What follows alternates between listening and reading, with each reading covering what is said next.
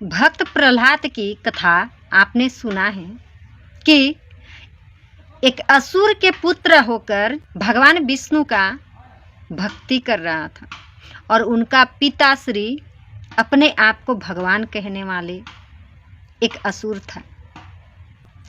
असुर हिरण्यकशिपु का पुत्र प्रहलाद भगवान विष्णु का भक्त था। यह कथा आपने सुना है। हिरण्यकशिपु ने भगवान ब्रह्मा जी से कड़ी तपस्या की, बहुत तपस्या।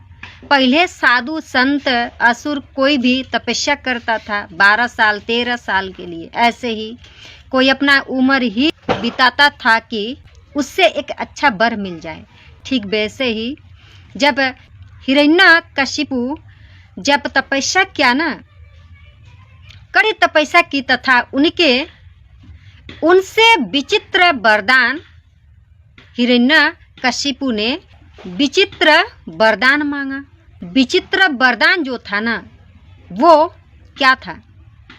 भगवान ब्रह्मा के बनाए हुए किसी भी प्राणी से, भगवान जितना कुछ प्राणी सृष्टि किया उसकी मृत्यु न हो, किसी भी प्राणी से उसकी मृत्यु न हो, ये वरदान मांगा।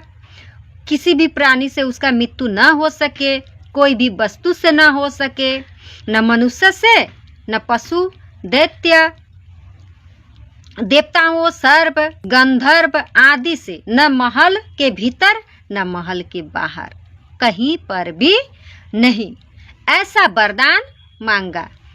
तो बाहर तो छोड़िए, ना ही पृथ्वी पर न आकाश में, ऐसा वरदान, न दिन में न रात्रि में, 12 महीने से में, जो किसी भी महीने में ऐसा वरदान दिखे। कितना चालाक, कितना चतुर हिरण्य था, इतना चतुर, इतना चालाक, उसका मृत्यु किसी से ना हो, ऐसा वरदान मांग रहा है ब्रह्मा जी से। और मांग भी लिया तो वरदान ब्रह्मा जी दे भी दिया।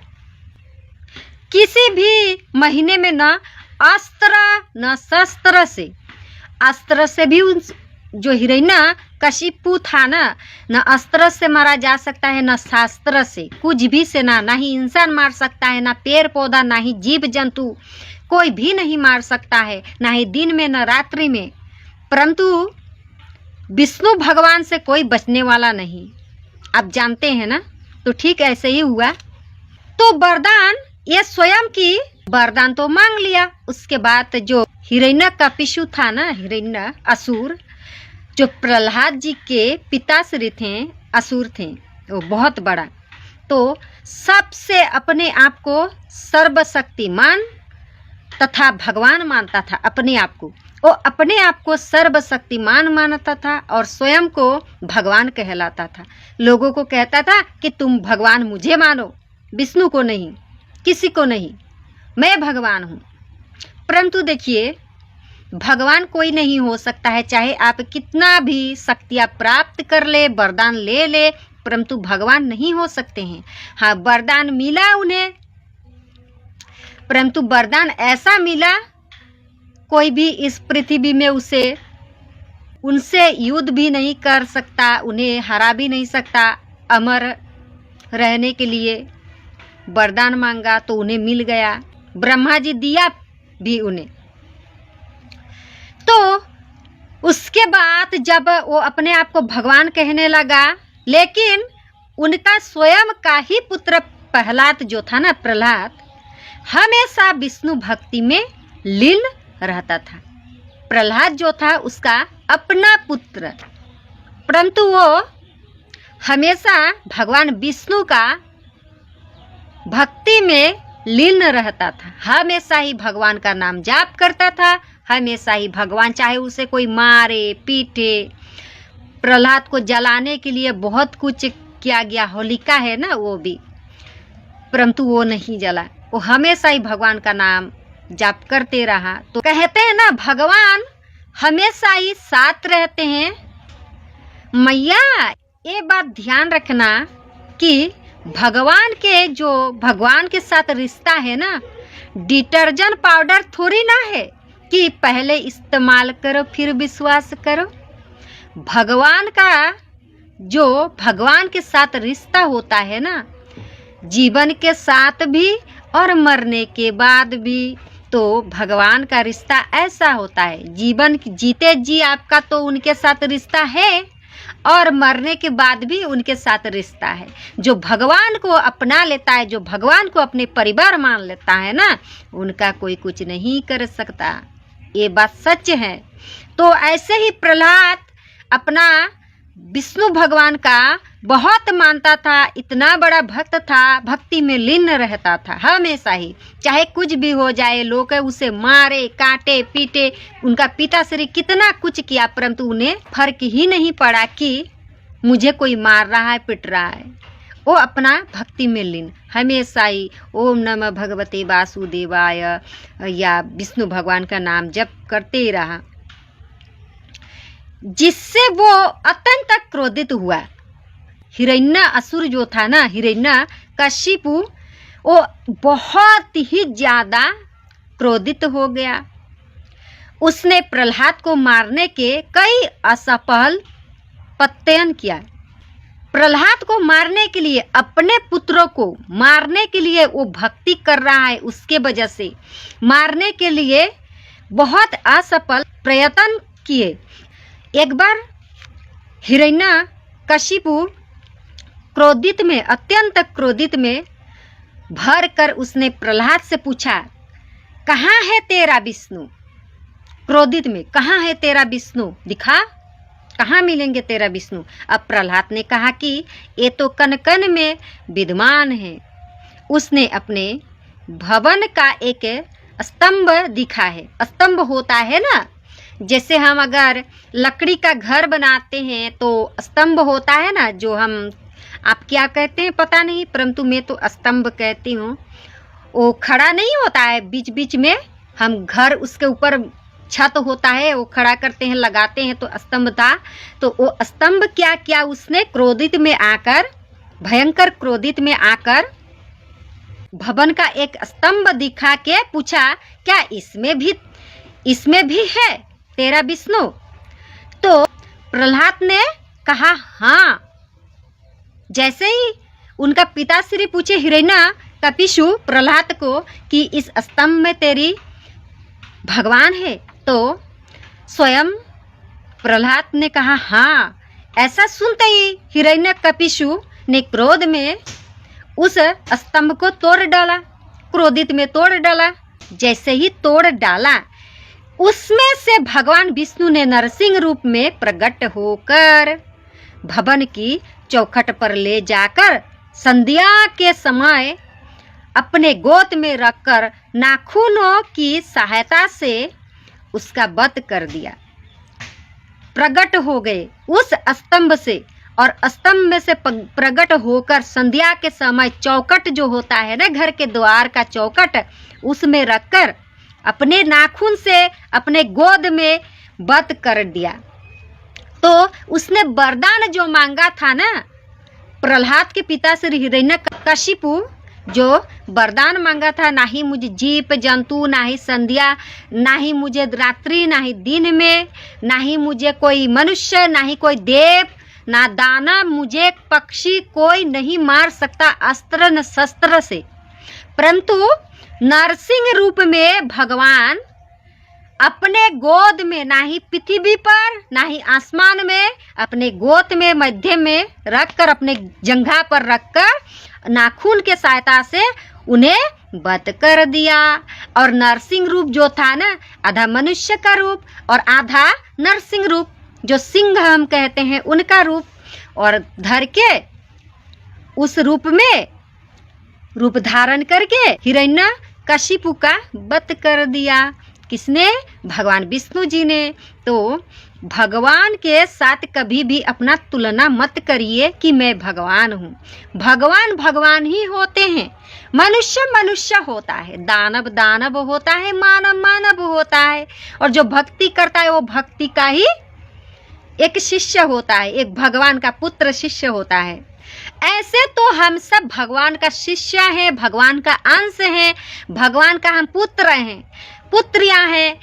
कुछ सब कुछ हम भगवान का, ये जो ब्रह्मांड में इस मृत्यु लोक में जितना जीव जंतु है ना, 84 लाख योनियों में जो भटक रहे हैं उनका आत्मा, तो वो सब हम भगवान का अंश हैं।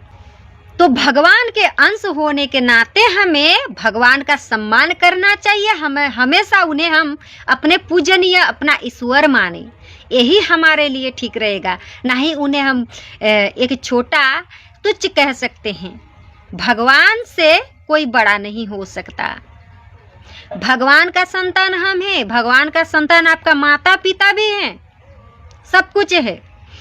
और प्रहलाद ने अपने पिता हिरण्यकशिपु का,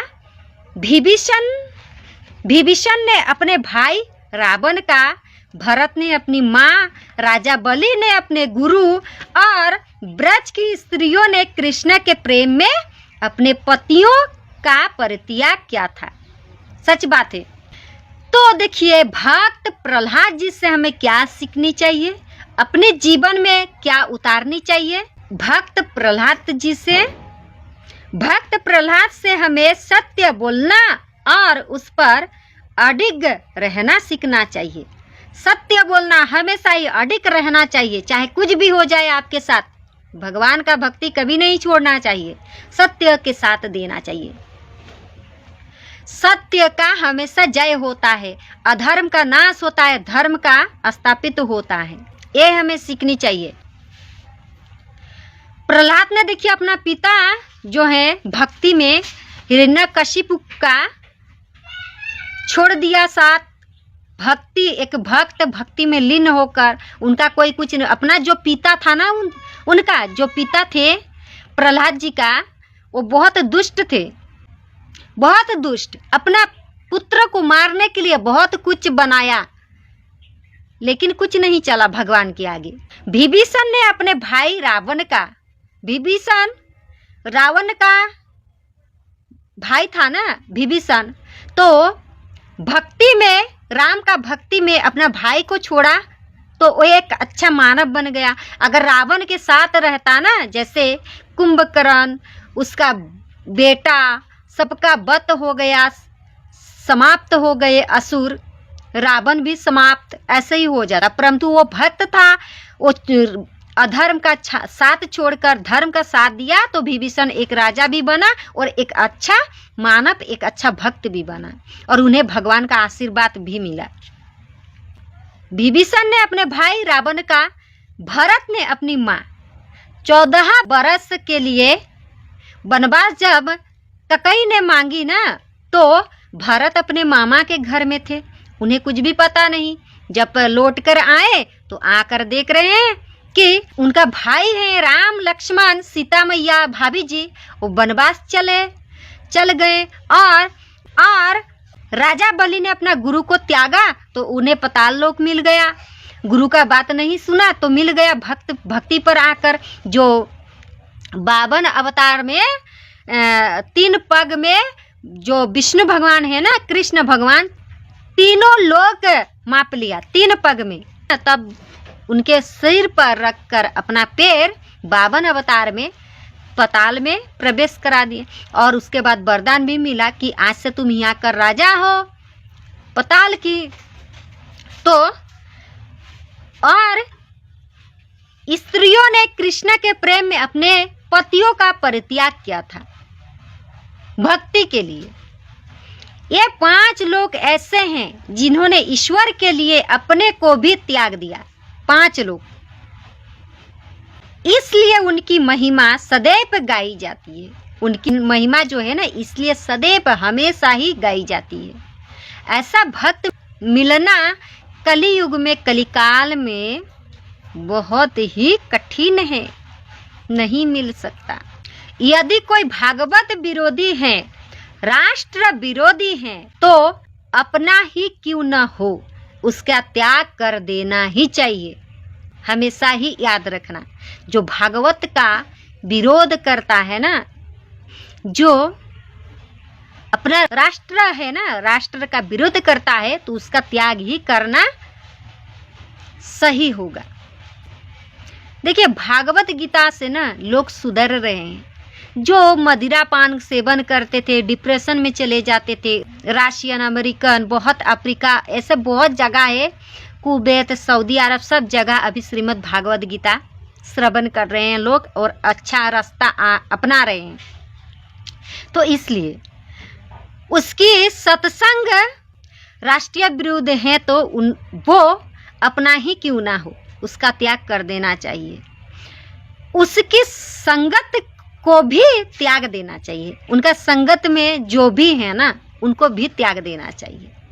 धर्म और राष्ट्र के लिए सबसे श्रेष्ठ संबंध पिता का प्रहलाद ने त्याग दिया। धर्म श्रेष्ठ, सबसे श्रेष्ठ संबंध जो होता है पिता का, वो भी धर्म के लिए प्रहलाद ने त्याग दिया। सबसे प्यारा संबंध होता है भाई का, विभीषण ने त्याग दिया ना। भाई का रिश्ता, पिता का रिश्ता सर्वश्रेष्ठ होता है, त्याग दिया। माँ से बड़ा कोई नाता नहीं होता, जो माँ जन्म देने वाली होती है। परंतु अगर देशद्रोहित निकल जाए, अगर वो अधर्म का साथ दे रही है, धर्म का साथ नहीं दे रही है, तो उसको भी भरत जी ने त्याग दिया। गुरु उससे भी अधिक श्रेष्ठ हैं, लेकिन उसको भी बलि ने त्याग दिया। गुरु सर्वश्रेष्ठ होते हैं, सर्वश्रेष्ठ गुरु होते हैं, जो आपको भौतिक ज्ञान, आध्यात्मिक ज्ञान, कैसे अधर्म क्या होता है, धर्म क्या होता है, माता पिता क्या होते हैं, सबका ज्ञान देने वाले गुरु होते हैं।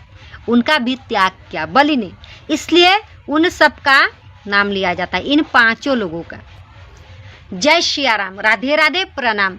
खुश रहिए, मस्त रहिए अपने जीवन में, और आध्यात्मिक जो ज्ञान है ना, वो अपने जीवन में उतारिए, और श्रीमद् भागवत गीता अपने बच्चों को हमेशा ही श्रवण करवाइए। अगर आप संस्कृत नहीं पढ़ सकते हैं ना, तो हिंदी में जो है ना वो पढ़ाइए।